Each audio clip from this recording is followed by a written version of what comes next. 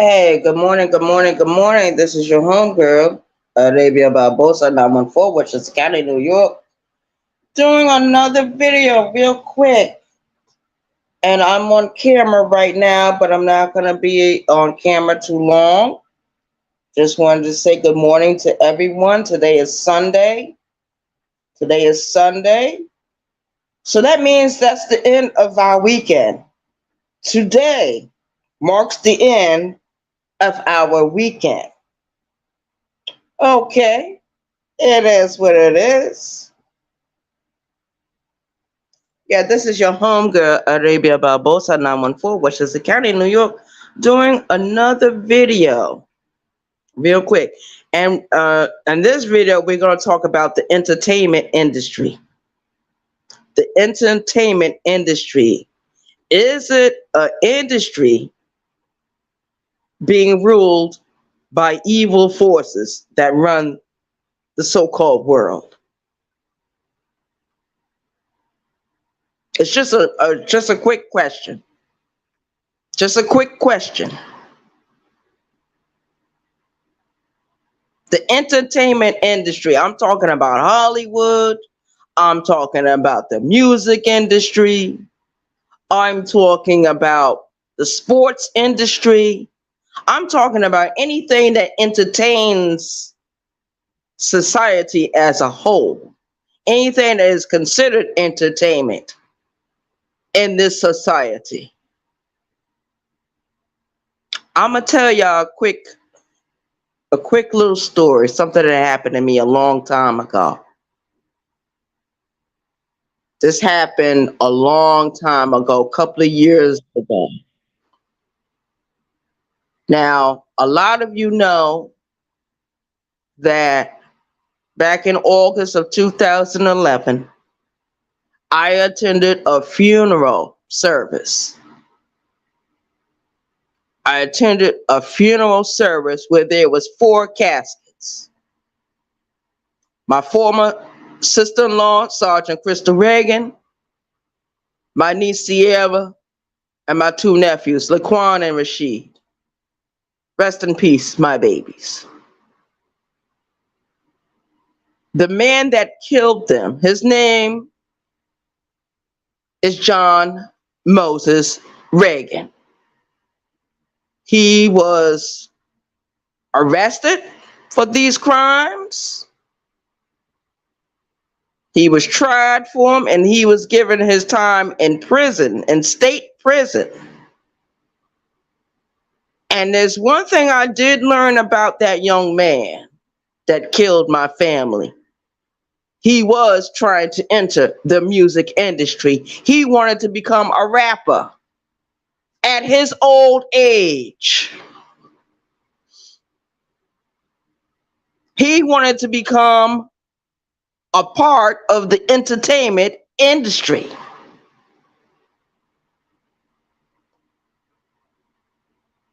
I have went over that case a million times, and in my mind's eye, there's absolutely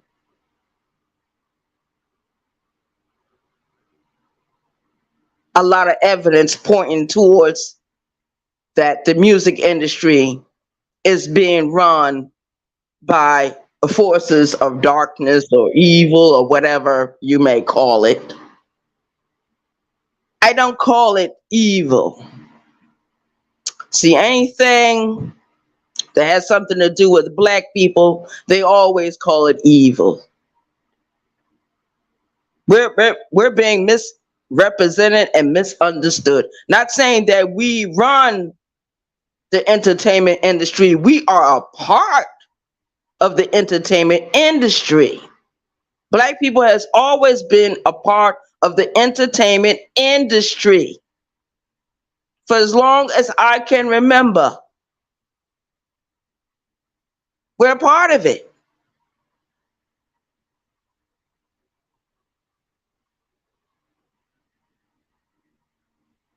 We look at Michael Jackson. He sang for us and danced for us from the time he was a little boy until the day Michael Jackson passed away. We see the same thing with Judy Garland. Same thing. She sang from the time she was 2 years old until the time she went into the grave. We watched Betty Davis, Joan Crawford, Ethel Waters, Whitney Houston, Amy Winehouse, and the list goes on and on and on. But is the entertainment industry evil? Now, if we say the entertainment industry is evil, what is the rest of society? Because there's 9 dimensions of this society. There's 9 dimensions of society that runs the world. And the entertainment industry is just one. It's just one industry. Then you got the media.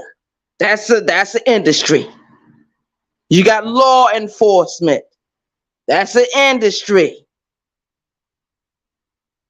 There's 9 dimensions of the society that runs not only America, but the entire world. And they said that God is made in the image of man. We are made in the image of God. Arm, leg, arm, head, 360 degrees. Unequivocal.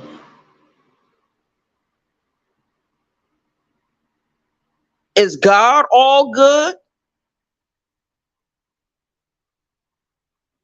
Is God great? Is God great? Is God good? Let's just ask those questions. Everyone says yes. But these are just questions I have for those that question the 9 dimensions that run the society. The military runs the society. Law enforcement runs the society. The media, the entertainment industry runs the society. The government runs this society. And when I say the government, I'm not just talking about the president of the United States. I'm talking about every form of government.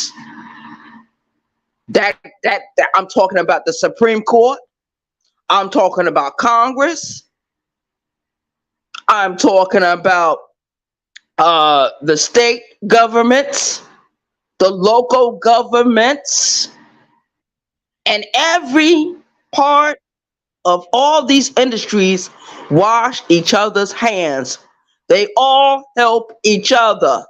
Even religion is part of the 9 dimensions that run society. See, if we're going to talk about the entertainment industry, we need to talk about the churches. We need to talk about that. A lot of people don't want to talk about what the Roman Catholic Church has done to hurt society. They've done more to damage and injure society than they have done to assist and help. I'm just calling it like the way I see it.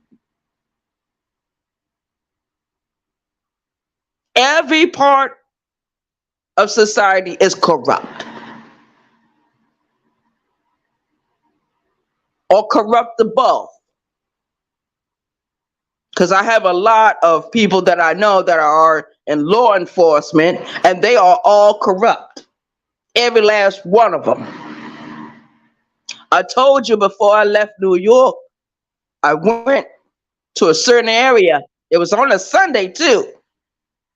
And one of my friends, she was on that stuff. And she said, wait here. I watched the police members, police detectives that was wearing the shields, the gun on the hip. They was wearing plain clothes, but they were selling the drugs back into the neighborhoods. They were selling the guns back into the neighborhoods. They were behind a lot of the kidnapping of black women in that area. Nobody wants to talk about that, how the police are responsible for a lot of crimes that happens here in America. But they want to talk about the entertainment industry. You want to talk about the entertainment industry. Not everyone, but some people on this app wants to talk about the entertainment industry. Look at YouTube. YouTube is showing you the same thing what society is showing you. Shout out to the chat. Shout out to the chat. And those that are not here, just catch me on the playback. But it is what it is. Am I wrong? Am I wrong for having questions? Am I wrong for being inquisitive? I've always been inquisitive about different things that I don't understand. I don't want to alienate people, but I have questions. I remember when I was in prison, I had one particular roommate. Now, for some reason, you guys, I don't know why they used to do this to me. When they took me off a lockup, right? And they used to give me roommates on the compound. Every last one they put me in a room with was a killer. Was a killer. Okay. Some people had a mandatory 8. Other people maybe had 30 years in prison. Others maybe had 20 years in prison. But everyone that they put me in a room with was convicted of some kind of manslaughter charge or some kind of murder charge. And you know what? I talked to each one of them. Even the ones that said that it was an honest mistake of what happened, that the other person lost their life. The thought of them taking someone else's life, whether it be on purpose or by mistake or by accident or just by chance or whatever the case may be, those women were tortured every day that they was in prison, that they had killed someone.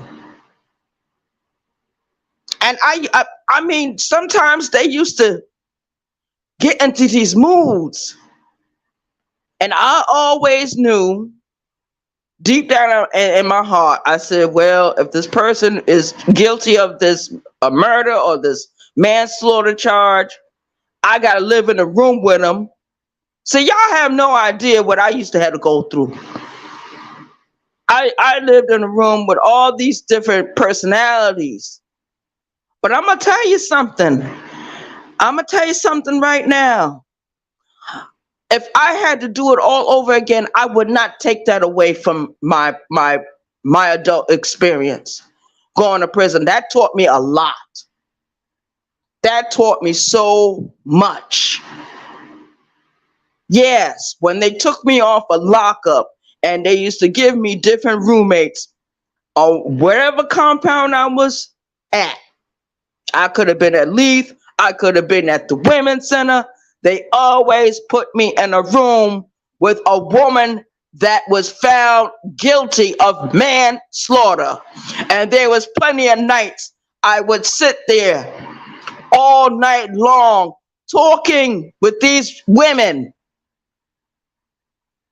just because they had a question. And one of them used to question the Bible all the time. Now, I'm not a big fan of going to church and, the Bible and all that. I grew up in the church. I sang on the choir. I was an usher. But just because I participated in those church activities does not mean that my whole heart was just all into the church. Let's just call it ace and a spade a spade. Shout out to the chat. Shout out to the chat. But I used to have long discussions with these women. And it would start with a metallic taste in their mouth on the day of their crime that had happened. Every anniversary, they would get a metallic taste. They could not eat food that had any kind of spaghetti sauce or ketchup on it because it reminded them of blood.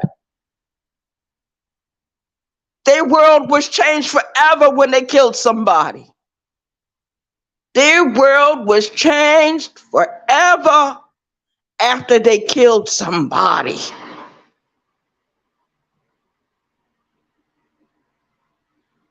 Me, my crime, I was in prison for, I still say it was common law robbery, but on paper, it's strong arm robbery. Nobody got killed. Nobody got hurt.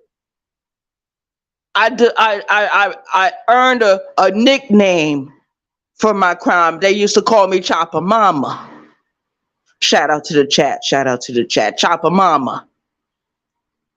And I never had any issue with what had happened with my crime because no one got killed. But I had a victim. It was not a victimless crime. I had a victim. And I had to sit in prison for 6 years and 7 months. Not because the crime was so terrible or somebody got hurt or there was some kind of violence that happened. No one got hurt physically. But I had a victim. And while my adoptive mother was living, before she got real sick, when that crime happened at that convenience store, when I robbed it, my mother went there every month. When that crime first happened, my mother went down there and apologized to the people. She went and talked to the victim. Oh, my adopted mother, she was bold. She was more bolder than any of these women on YouTube. I got a lot of respect for the women on YouTube. At least you can get on the camera and talk your truth. Tell who you are. Show who you are. Some of you are being punished for doing it, but at least you had enough courage to do it. Shout out to the chat. Shout out to the chat.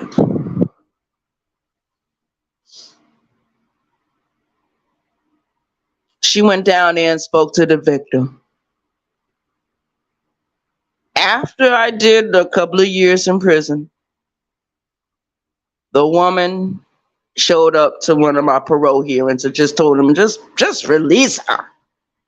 Just release that woman. I don't think she's going to commit the same crime again. Release her. They didn't release me on parole. I maxed out my time. I maxed out. That meant I was not on parole. I was not on probation. I did not have to pay nobody once a month to see me or to make sure I had a job or to make sure I established a place to live. I didn't have those problems. I didn't have those issues Mr. Skinny had. See, Mr. Skinny had those issues. But he didn't have too many issues because he did get married to a nice young lady that takes care of him to this day. He can't say that his YouTube check actually pays for everything in his house. No, I know his wife, if she's a nurse, like the way they say she is, then she's paying a bulk of money for her and her family to live and survive. I know she is. I know she's paying whatever she needs to pay. And there's nothing wrong with that. But yes, they used to do that to me, put me in rooms with different women that were convicted of different forms of murder. And there was one time, but each of these women, all these women, even though they were convicted of murder, of some kind of manslaughter, it was according to the Bible or any other religion, is murder. Murder is murder. They used to always seem to want to look out for your homegirl, Arabia Barbosa. They knew I didn't have that much support. Outside my girlfriends, I didn't have too much family support. Yes, my family used to come and visit with me, but no, they didn't send money inside that penitentiary for me all the time. So I kept me a girlfriend. And my girlfriend took care of me. In some instances, I would use my drawing skills and take envelopes and make Christmas cards, birthday cards, and make my money that way. I was very successful doing that when I was at Leith, but when I went to the Women's Center, a whole new dynamic had changed. So I ended up just getting with, you know, me, a nice young lady, and of course, my roommates, because I was, even though they were convicted of murder, I was always blessed with someone that wanted to be nice to me. Just they, I will put it like this: they looked out for me. They did. I asked them for something, I had no problem getting it. Unlike the outside world, the so-called free world, where you're dealing with men on a regular basis. Men is mixed in the thing. It's a co-op coalition out here in the so-called free world.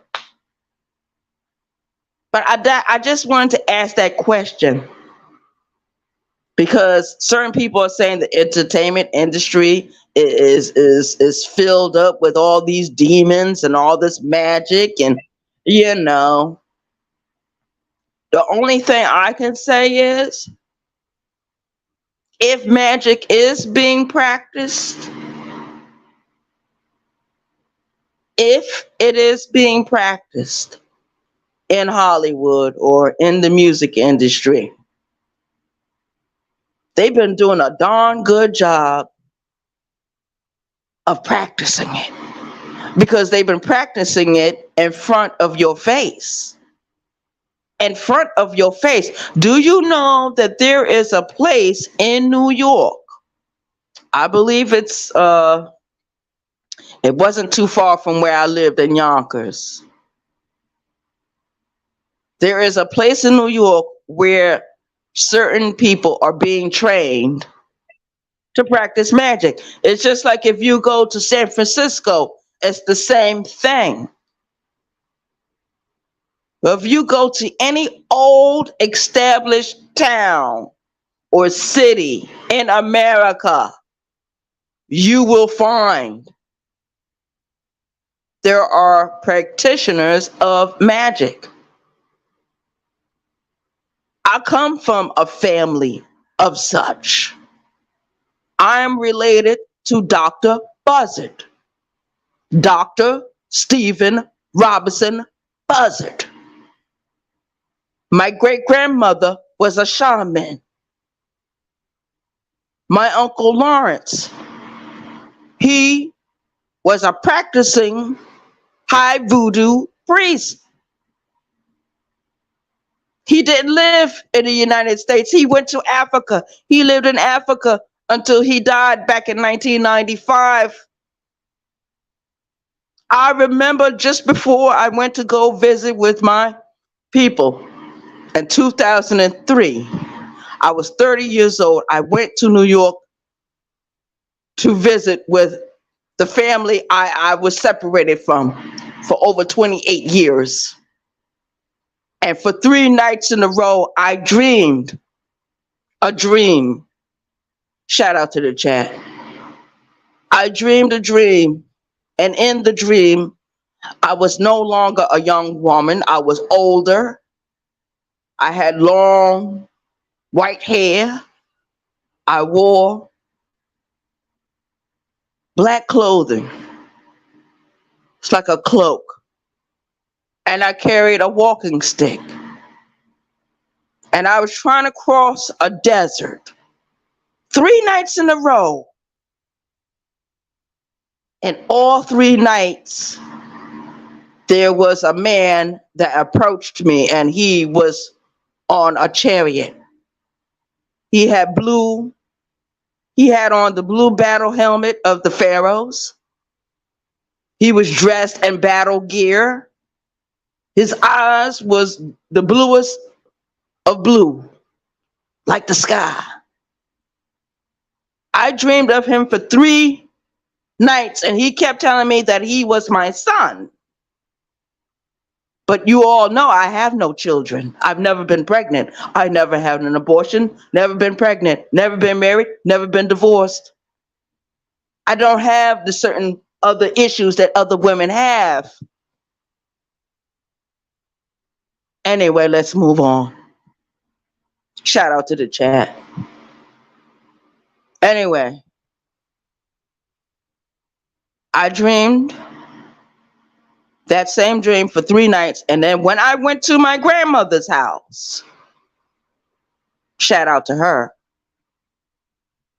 and I saw the family picture of her and her siblings, and when she was young, and her parents, which was great-grandma Barbosa, great-grandfather Barbosa, and my aunts and my grandfather, and everybody was in the picture. There was one person in the picture that I recognized. And I told my mother, I said, Ma, come here. She said, what's wrong? This man in the picture, who is he? I dreamed about him for 3 nights in a row. She said, that's your Uncle Lawrence. She told me, tell me your dream. I told her the dream. She said, he was trying to tell you you was coming here and you had nothing to fear. And I never dreamed of him again. I never saw him again. The only one I see every now and then is great-grandma Barbosa. Every now and then, Sergeant Crystal Reagan and the kids, sometimes I'll see them. I remember when they first passed away, shout out to the chat, I used to have dreams about them all the time. The dreams became less and less as time went on.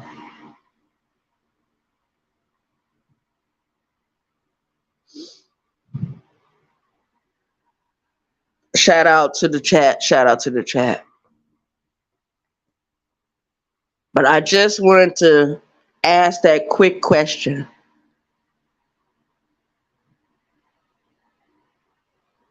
And let you know what I think and how I feel and what I believe. I keep saying the universe can call me back anytime, and that is true. If I get the job that I want to get, and it's not too far from a couple of doors away from where I live, by golly, I'm gonna get that job. And it's a dangerous job. I'm not playing with you. But I'd rather be doing something to help myself. Yeah, I can't live in fear. I cannot live in fear. Because if I live in fear, that means I never leave my house. That means I'll never make no money. That means that I'll never be able to survive. They said the money is marked with the different symbols. We all know about the $1 bill and how it is marked with different symbols. Those are our symbols. Those are Black people's symbols. Black people, you're so blinded and you're distraught and you're afraid of your own self. You don't even want to claim those symbols. Those symbols, those numbers all reflect us. The Nation of Islam taught you that, especially when you did the supreme alphabet and the mathematics. When my people died back in 2011, I started going into those different libraries and getting every book I could get, talking about heaven and earth, different religions, numerology. I went into a full study mode for a whole 2-3 years, studying numerology. I went back through my old lessons that I received from the Nation of Islam, the gods and earths, everything. I started going through everything just to make sense of what happened. That's what I wanted to do. Nobody else told me, Ray, I think you should know, because I was grieving. And I had to face my grief. I had to face the actual truth about what wiped them away.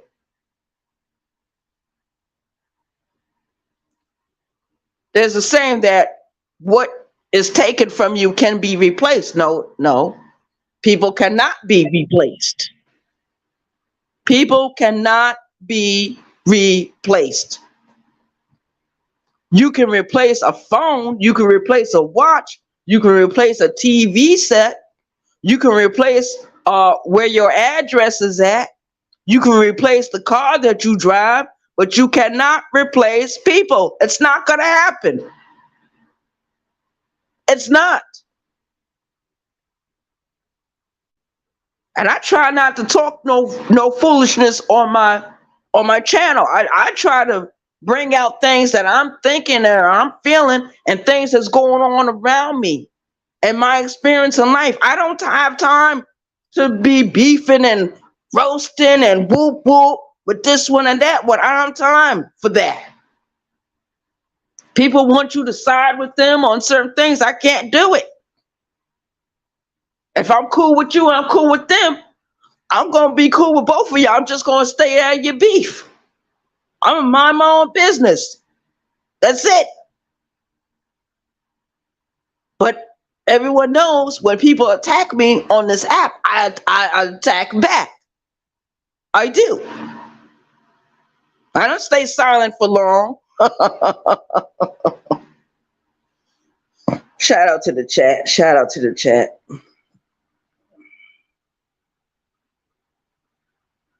Yes. Shout out to the chat. I'm not going to be up here long. I'm getting ready to close it out. Thank you for coming over. We're looking at the comment section. Nation reacts, facts over feelings. Thank you for coming in. Good morning. Sometimes I'll just be in my own bag. I won't even look at the chat. But I'll constantly say shout out to the chat because I know someone is listening. I know someone is going to appear. They might not hit my link. They don't have to. Just let me know that you was there. And we'll go on from there. But I appreciate everyone for coming over and visiting with me. I know that other YouTubers are getting ready to go live in a little while. So I'm going to get off and allow them to be them. But I just wanted to ask a quick question and have a little discussion while we're having those questions. And I hit on some subjects that maybe people were not prepared for. I'm like, and all of us, we're all guilty of this. We're all our own library. As long as we live, the libraries of life will live. The museum of life will live. History cannot be erased. Not by me, not by you, not by nobody. But I just had that quick question. And no one was able to say anything right now. Maybe you can do a reaction video. Let's get a clearer understanding. Let's have some conversations. Let's have some conversations. You don't necessarily have to hit my link all the time. I don't have to hit your link. You can do a reaction video. Let's start a conversation about society, about these 9 dimensions that help society. Whose hand is washing what? When did that happen? When did this happen?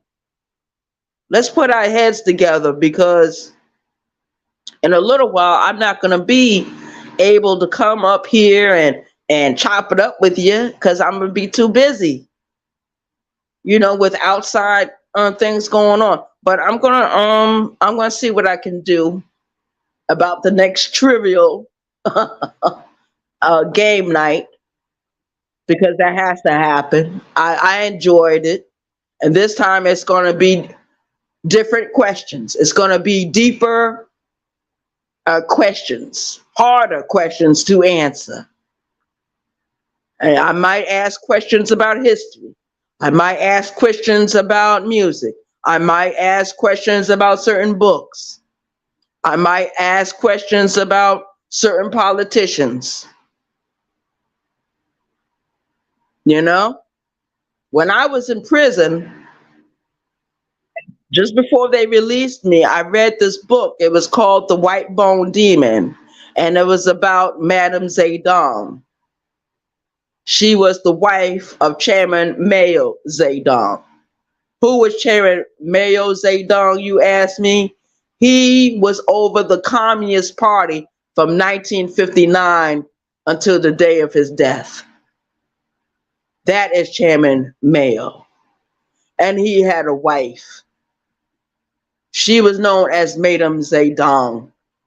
And that's probably going to be my next trivial question and answer session that I have. We're gonna talk about different historical figures, whether they be bad guys or good guys, because I believe in getting everybody a turn. All right. I'm an equal opportunist. I believe in men and women getting their fair share. Bad guys, good guys, who the world considers to be these villains. Half of us know that America is lying about that. But we don't speak up enough in this country. And if we do speak up, we're being called names like communists and all that. Oh my goodness.